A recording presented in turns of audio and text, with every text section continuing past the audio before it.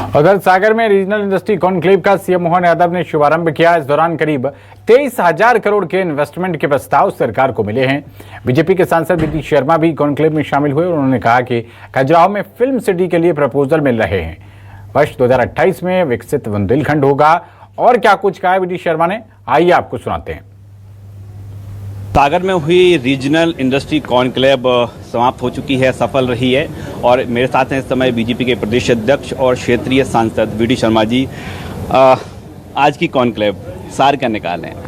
देखिए, सार तो यही है कि एक बड़ी अपॉर्चुनिटी और एक बड़ा प्रयास भारतीय जनता पार्टी की सरकार ने माननीय मुख्यमंत्री जी के नेतृत्व में उन्होंने किया है। क्योंकि बुंदेलखंड हमेशा से लोग बात तो करते थे कि बुंदेलखंड के विकास के लिए, बुंदेलखंड में गरीबी है, बुंदेलखंड में पानी नहीं है, कई प्रकार की चीज़ें, लेकिन किसी ने प्रैक्टिकली प्रयास नहीं किए। लेकिन आज भारतीय जनता पार्टी की सरकार ने जो रीजनल कॉन्क्लेव किया है, इसमें इस क्षेत्र के जो हमारे एंटरप्रेन्योर हैं, यूथ एंटरप्रेन्योर हैं, साथ में ही कई उद्योगपतियों को बुला करके यहाँ की जो संभावनाएं हैं वो उनके सामने आज रखी हैं। और आज 1900 करोड़ के करीब जो आज इन्वेस्ट यहाँ हुआ है, मैं ऐसा मानता हूँ कि tourism, mining, agriculture waste industries, साथ में ही बड़ी संख्या में यहाँ मैन पावर है। तो ये सारी दृष्टि से रॉ मटेरियल की कोई कमी नहीं है बुंदेलखंड के अंदर। मैं तो ये कहता हूँ कि ये धरती तो रत्न गर्भा भरित धरती है, यहाँ तो डायमंड भी है। तो इन सारी दृष्टि से एक बड़ा प्रयास और एक प्लानिंग सरकार ने की है। मैं ऐसा मानता हूँ कि इसका एक बड़ा इम्पैक्ट होगा और इसके कारण से यहाँ में रोजगार तो बढ़ेगा ही, यहाँ के विकास को नए आयाम मिलेंगे। जब भी बुंदेलखंड की बात आती थी तो एक बात का जिक्र हो ही जाता था, दिमाग में बात आ जाती थी कि बुंदेलखंड पैकेज की जरूरत लगती थी।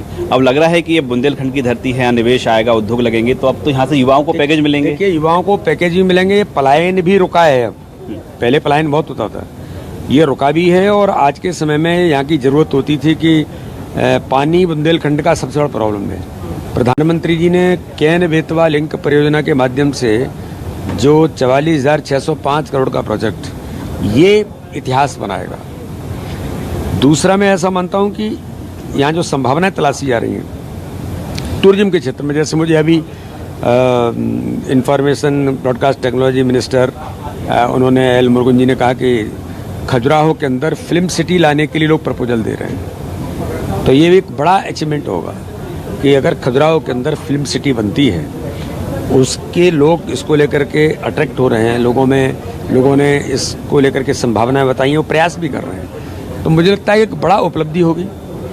और एजुकेशन को लेकर के भी और हेल्थ को लेकर भी आज इन्वेस्टर समिट में भी मेडिकल कॉलेज से लेकर के अच्छे हॉस्पिटल आए, ये अभी कुछ लोगों ने इन्वेस्ट करने के लिए भी कहा है। और मुझे लगता है कि एजुकेशन के फील्ड में भी यहाँ पर बड़ी संभावनाएं बन रही हैं। एक विजन चल रहा है 2028 और 29 का, तो हम बात करें 2028 और 29 के, तो बुंदेलखंड कैसा होगा?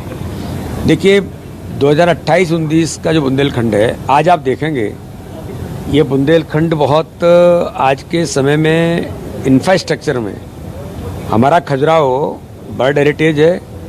आज दुनिया का टूरिस्ट भी आता है। पन्ना टाइगर रिजर्व के साथ सबसे ज़्यादा पसंद करने वाला टूरिस्ट का स्थान को ये तो पन्ना टाइगर रिजर्व है, खजुराहो है। तो ऐसी एक नहीं, कई संभावनाएं बनेंगी।